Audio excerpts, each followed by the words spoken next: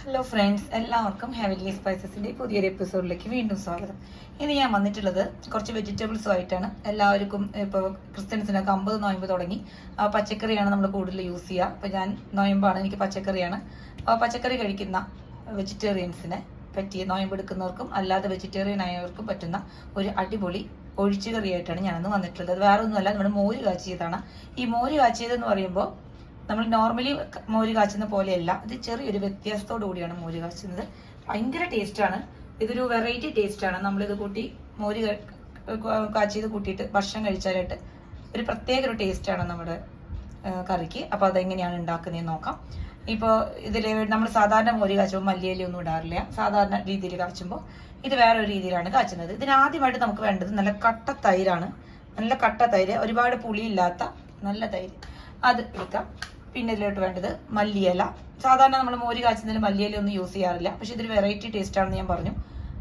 ഇത് മല്ലിയില, പിന്നെ വെളുത്തുള്ളി, ഇഞ്ചി, ഒരു 3 വലിയ എല്ലി വെളുത്തുള്ളിയാണ് എടുത്തിട്ടുള്ളത്. നിങ്ങൾ എടുക്കുന്ന തൈരിനനുസരിച്ച് ക്വാണ്ടിറ്റി അനുസരിച്ച് ഇതിലൊക്കെ വ്യത്യാസം വരും. ഞാൻ കുറച്ചേ എടുക്കുന്നുള്ളൂ, അതിനനുസരിച്ച് വ്യത്യാസം വരും. പിന്നെ സബോള, പിന്നെ ഇത് നല്ല മിളക്, എരിവുള്ള മിളകാണ്. ഇത് പച്ച കളറിലുള്ള മിളകാണെങ്കിൽ കുറച്ചും കൂടി നല്ലതായിരിക്കും. ഇതിപ്പോൾ പച്ചമുളക് ഇല്ല എൻ്റെ കയ്യിൽ, ഉള്ളത് എരിവില്ലാത്ത മിളകാണ്. അപ്പോൾ ഞാൻ ഇതിൽ എരിവുള്ള മിളകാണ് എടുത്തിട്ടുള്ളത്. 2 മിളക് എടുത്തിട്ടുണ്ട്. നിങ്ങളുടെ കയ്യിൽ എരിവിനനുസരിച്ചിട്ട് എടുക്കുക, നിങ്ങളുടെ ഇഷ്ടത്തിന്. കാന്താരി മുളക് ഉണ്ടെങ്കിൽ അത് സൂപ്പർ ടേസ്റ്റ് ആയിരിക്കും. പിന്നെ ഒരു ചെറിയൊരു തക്കാളി ചെറുതാക്കി നുറുക്കിയത്. ഒരുപാട് വലിയ തക്കാളി എടുക്കേണ്ട, കാരണം തൈരിന് ഓൾറെഡി പുളിയാണല്ലോ. ഇനി നമുക്കിത് ഉണ്ടാക്കാനായിട്ട് ആദ്യം തൈരും ഈ മല്ലിയിലയും വെളുത്തുള്ളിയും ഇഞ്ചിയും പച്ചമുളകും കുറച്ച് പാകത്തിന് ഉപ്പും കൂട്ടിയിട്ട് നന്നായിട്ട് മിക്സിയുടെ ജാറിലിട്ട് നന്നായിട്ട് അങ്ങ് അടിച്ചെടുക്കണം. അടിച്ചെടുത്ത് ഈ സബോളയും തക്കാളിയും ഇപ്പം ഇടാനുള്ളതല്ല, പിന്നീട് നമുക്ക് കടുക് പൊട്ടിച്ചിട്ട് വേണം സ്റ്റാർട്ട് ചെയ്യാനായിട്ട്. അപ്പോൾ നമുക്കിത് ആദ്യം അടിച്ചെടുത്തിട്ട് വരാം. സബോളയും തക്കാളിയും അടിക്കരുത്, മല്ലിയില, വെളുത്തുള്ളി, ഇഞ്ചി, പച്ചമുളക്, പിന്നെ തൈരും പാകത്തിന് ഉപ്പും അത് കൂട്ടിയിട്ട് നമുക്ക് ആദ്യം മിക്സിയുടെ വലിയ ജാറിലിട്ട് നന്നായിട്ട് അടിച്ചെടുക്കാം. ഞാനിപ്പോൾ നമ്മുടെ മിക്സിയിൽ നന്നായിട്ട് ഇത് അടിച്ചെടുത്തിട്ടുണ്ട്, കണ്ടോ, നന്നായിട്ട് അടിച്ചെടുക്കുക. ഇതിപ്പോൾ നല്ല കട്ട തൈരായിരുന്നു, ഇതിൽ ഞാൻ വെള്ളമൊന്നും ഒഴിച്ചിട്ടില്ല, ഒന്ന് അടിച്ചെടുത്തു. എന്നിട്ട് വെളുത്തുള്ളി, ഇഞ്ചി, പച്ചമുളക്, മല്ലിയില, ഉപ്പ്, തൈര്. ഇനി നമുക്ക് കടുക് പൊട്ടിച്ച് കറിയാക്കി എടുക്കാം. ആദ്യം നമുക്ക് വെളിച്ചെണ്ണയിലാണ് ഉണ്ടാക്കുന്നത്, വെളിച്ചെണ്ണ ചൂടാക്കാം. ഞാൻ ഇതേ ഗ്യാസ് ഓൺ ചെയ്തു, വെളിച്ചെണ്ണ ഒഴിച്ചിട്ടുണ്ട്. വെളിച്ചെണ്ണയിൽ തന്നെ ഉണ്ടാക്കട്ടെ, അപ്പോഴാണ് കൂടുതൽ നമുക്ക് അതിൻ്റെ ടേസ്റ്റ് അറിയാം. ഇനി ഇത് ചൂടാകുമ്പോൾ ഇതിലിട്ട് കടുക്, ഉലുവ, വറ്റൽമുളക്, വേപ്പില ഇതിട്ടിട്ട് നമ്മൾ സാധാരണ കടുക് പൊട്ടിക്കുന്നത് പോലെ ചെയ്യണം. ഇതാ നമ്മുടെ എണ്ണ ചൂടായിട്ടുണ്ട്, വെളിച്ചെണ്ണ ചൂടായിട്ടുണ്ട്. ഞാൻ അതിലോട്ട് കടുക് ഇട്ട് കൊടുക്കാം.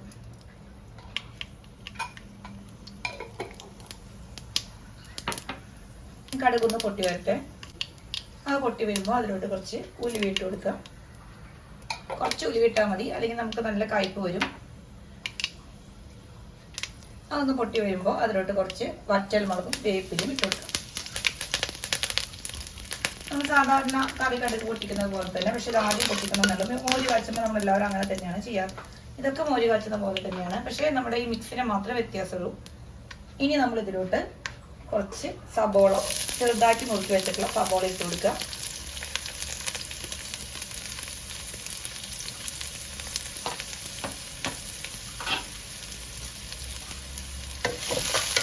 ഇതൊന്ന് ലൈറ്റായിട്ടൊന്ന് മൂത്ത് വരണം. ഇതിൻ്റെ പച്ചമുളക് നന്നായിട്ട് മാറട്ടെ, അതുവരെ നമുക്ക് ഇളക്കിയിട്ടെടുക്കാം. ഇപ്പം നമ്മുടെ സബോള ഒന്ന് മൂത്ത് വന്നിട്ടുണ്ട്, ലൈറ്റായിട്ടൊന്ന് മുരിഞ്ഞ് വന്നിട്ടുണ്ട്. അപ്പോൾ കുറച്ച് മഞ്ഞൾപ്പൊടി അതോട്ടൊന്ന് ഇട്ട് കൊടുക്കാം.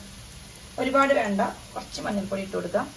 ഈ മഞ്ഞൾപ്പൊടിയുടെ പച്ചമണം ഒന്ന് മാറട്ടെ. അതല്ലാന്നുണ്ടെങ്കിൽ നമ്മൾ ഈ തൈര് അരയ്ക്കുമ്പോൾ തന്നെ അതിൽ കുറച്ച് മഞ്ഞൾപ്പൊടി ഇട്ട് കൊടുത്താലും മതി. പക്ഷെ അങ്ങനെ നമ്മൾ തൈര് നമ്മൾ ഒഴിച്ചിട്ട് ഒരുപാട് തിളപ്പിക്കില്ലല്ലോ.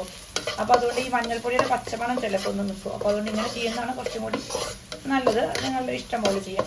ഇങ്ങനെയാണ് ചെയ്യാറ്. ഇനി നല്ല ചൂടുണ്ട എണ്ണ, ആ മഞ്ഞൾപ്പൊടിയുടെ പച്ചമണം ഒന്ന് മാറിയതിന് ശേഷം നമുക്ക് തക്കാളി ചേർത്ത് കൊടുക്കാം.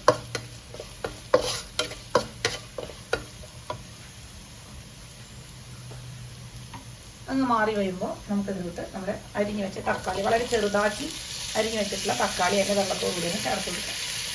കുരുവൊന്നും കളഞ്ഞിട്ടില്ല.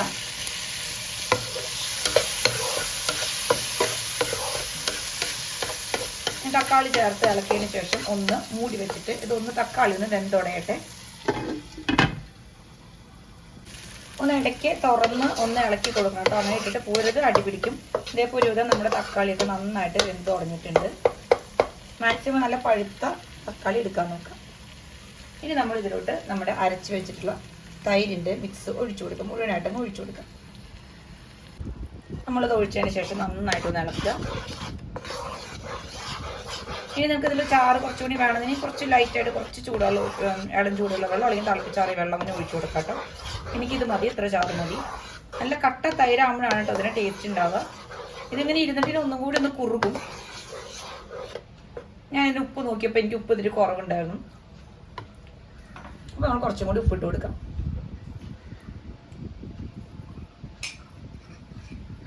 പാകത്തിനുള്ള ഉപ്പിട്ട് കൊടുക്കാം.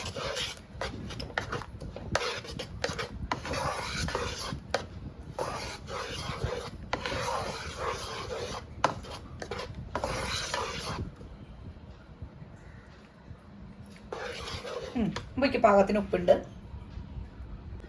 ഇനി നമ്മൾ ഇതിലോട്ട് ചേർക്കേണ്ടത് ഇത് കുറച്ച് പഞ്ചസാരയാണ് കേട്ടോ. നമ്മൾ എന്ത് പുളിയുള്ള സംഭവങ്ങൾ ഉണ്ടാക്കുമ്പോഴും ലാസ്റ്റ് കുറച്ച് പഞ്ചസാര ചേർത്താൽ ആ പുളി ഒന്ന് ബാലൻസ് ആയിട്ട് നിൽക്കും. അതിന് വേണ്ടിയിട്ടാണ്. ഒരുപാട് പുളിയുള്ള തൈര് എടുക്കരുത്, ഒരു ഇടത്തരം പുളി. ഇതിന് വലിയ പുളിയൊന്നുമില്ല. എന്നുവെച്ചാൽ തീരെ പുളിയില്ലാത്ത തൈര് എടുത്താലും ടേസ്റ്റ് ഉണ്ടാവില്ല. ഇപ്പൊ നന്നായിട്ടുണ്ട്. ഇനി ഇതൊന്ന് സൈഡിൽ നിന്ന് തള വന്നാൽ മതി. അപ്പൊ തന്നെ തീ ഓഫ് ചെയ്യാം. ഇപ്പൊ നമ്മുടെ തൈരിനെ ചെറുതായിട്ട് ഇതേ തള വന്നു തുടങ്ങി. അപ്പൊ തന്നെ നമ്മൾ തീ ഓഫ് ചെയ്യാം. ഞാൻ ഉപ്പൊക്കെ നോക്കി, ഉപ്പൊക്കെ പാകത്തിനുണ്ട്. ഇനി നമുക്കിതൊരു വേറൊരു പാത്രത്തിലോട്ട് മാറ്റാം. അങ്ങനെ നമ്മുടെ മോര് കാച്ചിയത് റെഡി ആയിട്ടുണ്ട്. നല്ല എളുപ്പത്തിൽ ഉണ്ടാക്കാൻ പറ്റുന്ന വളരെ ഈസി ആയിട്ടും ഭയങ്കര വെറൈറ്റി ടേസ്റ്റിലുള്ള ഒരു ഒഴിച്ചുകറിയാണിത്. വെജിറ്റേറിയൻസിന് നല്ലൊരു ഓപ്ഷനാണ്. ഇനി നോൺ വെജിറ്റേറിയൻസിനാലും ഇതിൻ്റെ കൂടെ നോൺ വെജ് ഐറ്റംസ് കോമ്പിനേഷനാണ്, നല്ല കോമ്പിനേഷനാണ്. നമുക്ക് നല്ല ഫ്രൈഡ് ആയിട്ടുള്ള എന്തെങ്കിലും നോൺ വെജ് ഐറ്റംസ് ഇതിൻ്റെ കൂടെ നല്ല കോമ്പിനേഷനാണ്. പെട്ടെന്ന് വീട്ടിലോട്ട് ഒരു ഗസ്റ്റൊക്കെ വന്നു കഴിഞ്ഞാൽ കറിയില്ലെങ്കിൽ വീട്ടിൽ കുറച്ച് തൈരും മല്ലിയിലും വെളുത്തുള്ളിയും ഒക്കെ, വെളുത്തുള്ളിയും പച്ചമുളകൊക്കെ നമ്മുടെ വീട്ടിൽ എപ്പോഴും ഉണ്ടാവും. മല്ലിയിലും തൈരൊക്കെ വീട്ടിലെപ്പോഴും നമുക്ക് പെട്ടെന്ന് എടുക്കാൻ പറ്റുന്ന സാധനങ്ങളാണല്ലോ. അപ്പോൾ അതൊക്കെ വെച്ചിട്ട് പെട്ടെന്ന് നമുക്കൊരു ഒഴിച്ചുകറി ഉണ്ടാക്കാനായിട്ട് നമുക്ക് പറ്റും. തക്കാളി, സബോള ഒക്കെ നമ്മുടെ വീട്ടിലെപ്പോഴും ഉണ്ടാവുന്നതാണ്. വളരെ എളുപ്പത്തിൽ വളരെ ടേസ്റ്റോടുകൂടി, വെറൈറ്റി ടേസ്റ്റോടുകൂടി ഉണ്ടാക്കാൻ പറ്റുന്ന ഒരു മോര് കാച്ചിയ റെസിപ്പിയാണ്. എല്ലാവരും ഉണ്ടാക്കി നോക്കുക. ഇഷ്ടപ്പെട്ട ലൈക്ക് ചെയ്യുക, ഷെയർ ചെയ്യുക, സബ്സ്ക്രൈബ് ചെയ്യുക, കമൻറ്റ് ചെയ്യുക.